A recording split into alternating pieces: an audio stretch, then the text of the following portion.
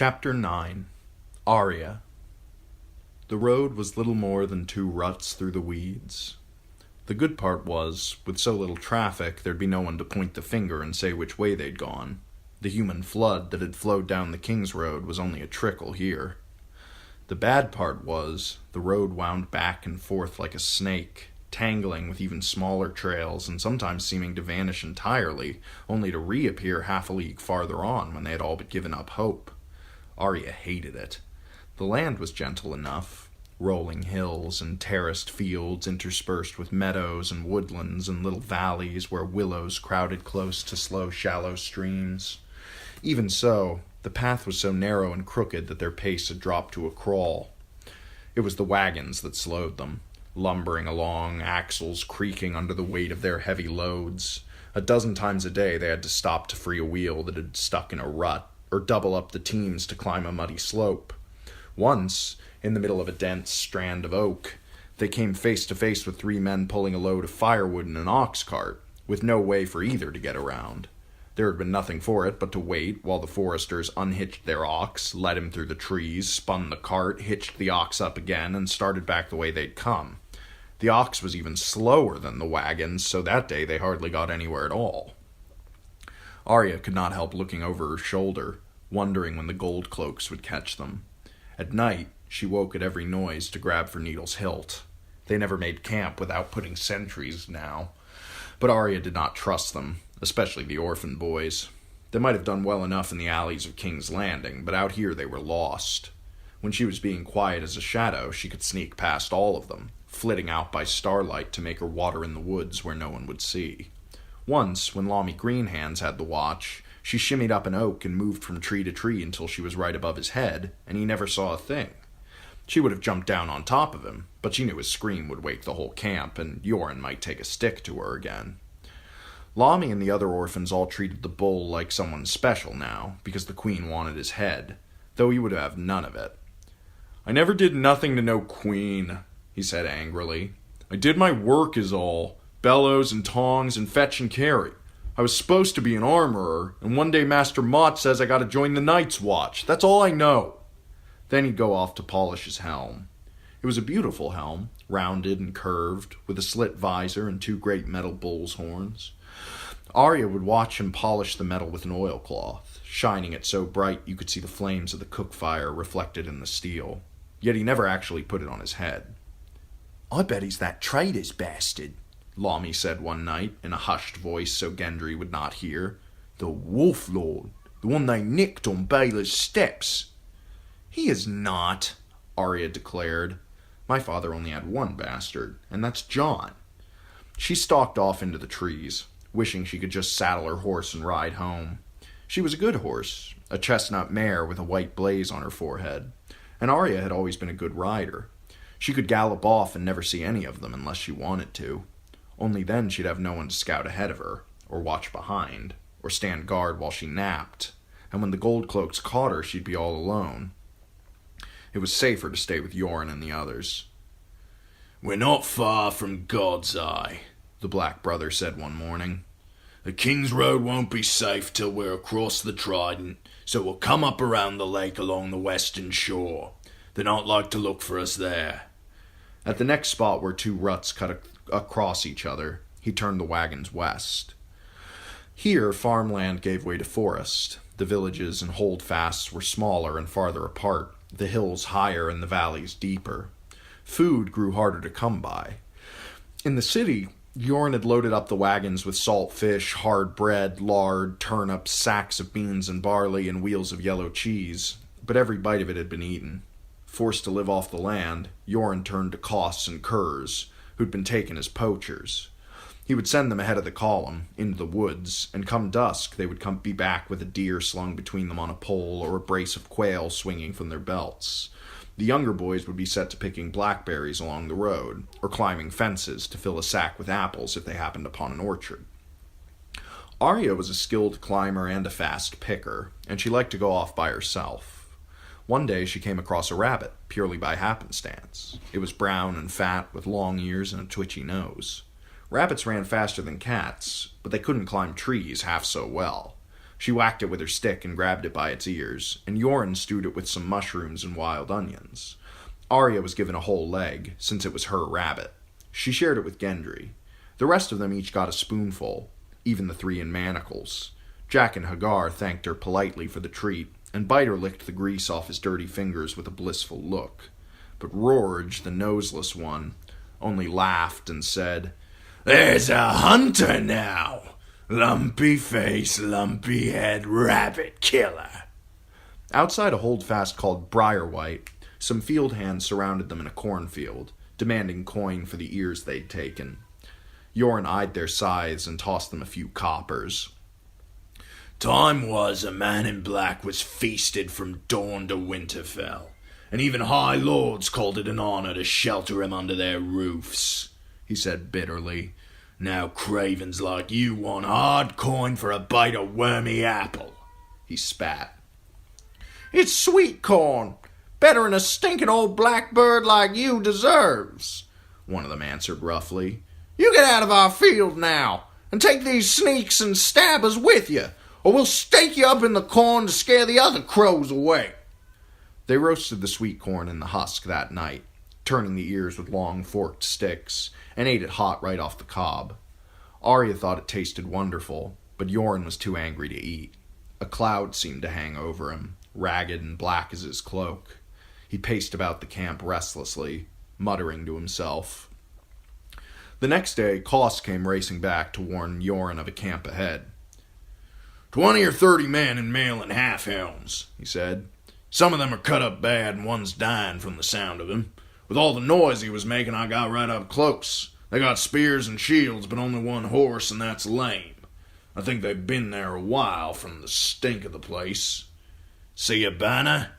Spotted tree cat, yellow and black, on a mud-brown field." Yoren folded a sour leaf into his mouth and chewed. "Can't say," he admitted. "Might be one side, might be the other. If they're hurt that bad, likely they'd take our mounts no matter who they are. Might be they'd take more than that. I believe we'll go wide around them." It took them miles out of their way, and cost them 2 days at the least, but the old man said it was cheap at the price. "You'll have time enough on the wall. The rest of your lives, most like. Seems to me there's no rush to get there." Arya saw men guarding the fields more and more when they turned north again. Often they stood silently beside the road, giving a cold eye to anyone who passed. Elsewhere they patrolled on horses, riding their fence lines with axes strapped to their saddles. At one place she spotted a man perched up in a dead tree, with a bow in his hand and a quiver hanging from the branch beside him. The moment he spied them, he notched an arrow to his bowstring, and never looked away until the last wagon was out of sight. All the while Yoren cursed. "Him in his tree! Let's see how well he likes it when the others come to take him. He'll scream for the watch then, that he will." A day later, Dauber spied a red glow against the evening sky. "Either this road went and turned again, or that sun's setting in the north." Yoren climbed a rise to get a better look. "Fire," he announced. He licked a thumb and held it up. "Wind should blow it away from us. Still bears watching." And watch it they did. As the world darkened, the fire seemed to grow brighter and brighter, until it looked as though the whole north was ablaze. From time to time they could even smell the smoke, though the wind held steady and the flames never got any closer.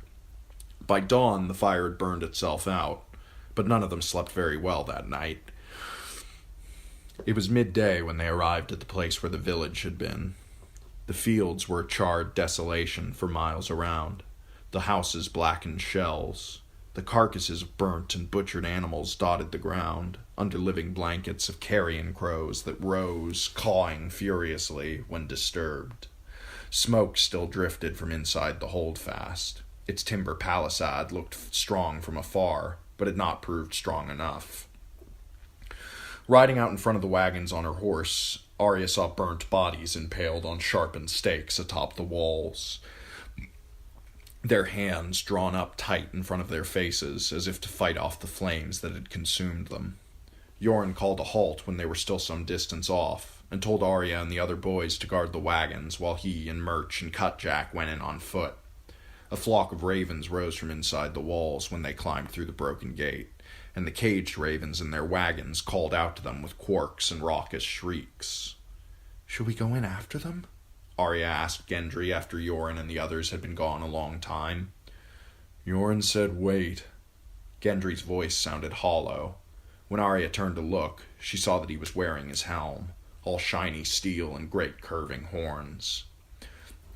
When they finally returned, Yoren had a little girl in his arms, and Murch and Cutjack were carrying a woman in a sling made of an old torn quilt. The girl was no older than 2, and she cried all the time, a whimpery sound like something was caught in her throat. Either she couldn't talk yet, or she had forgotten how. The woman's right arm ended in a bloody stump at her elbow, and her eyes didn't seem to see anything, even when she was looking right at it. She talked, but she only said one thing. "Please," she cried over and over. "Please, please."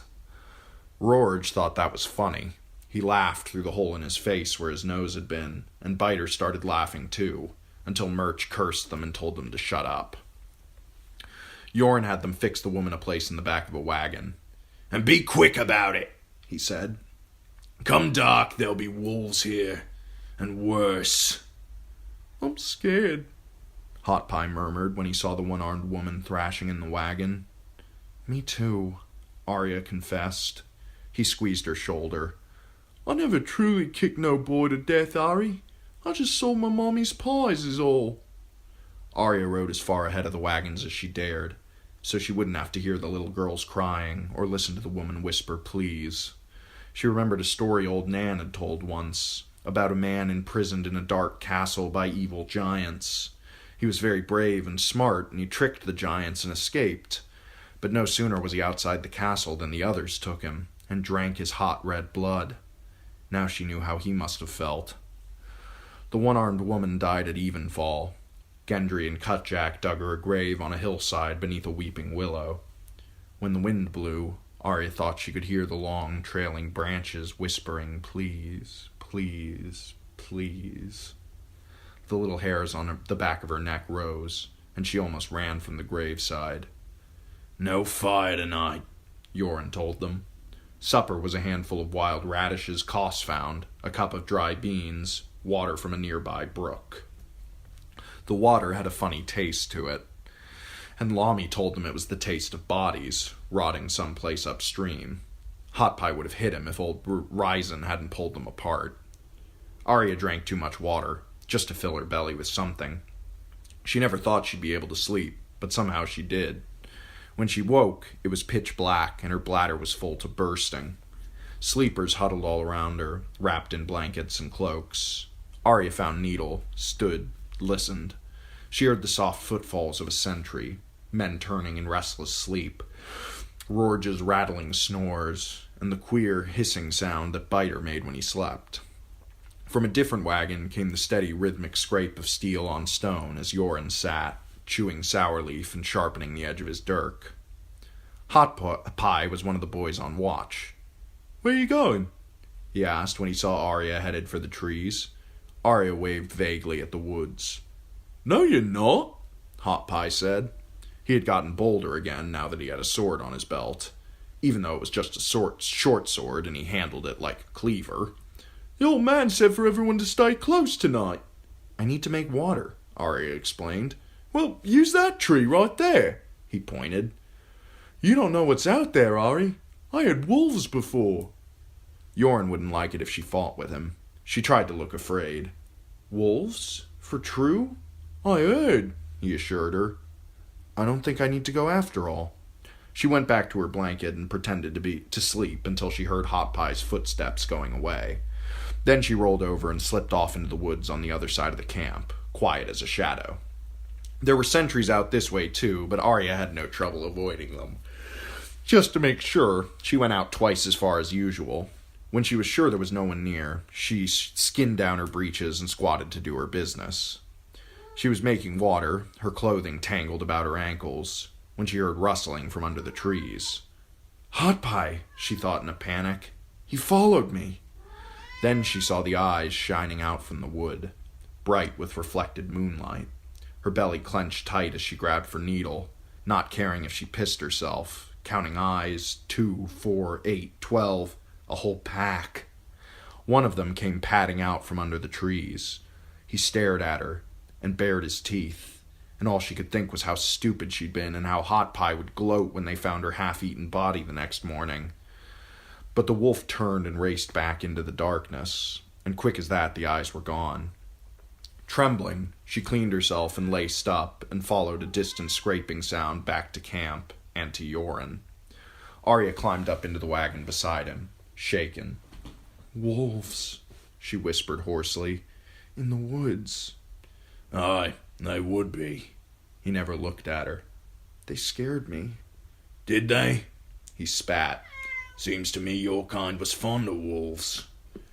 "Nymeria was a dire wolf." Arya hugged herself. "That's different.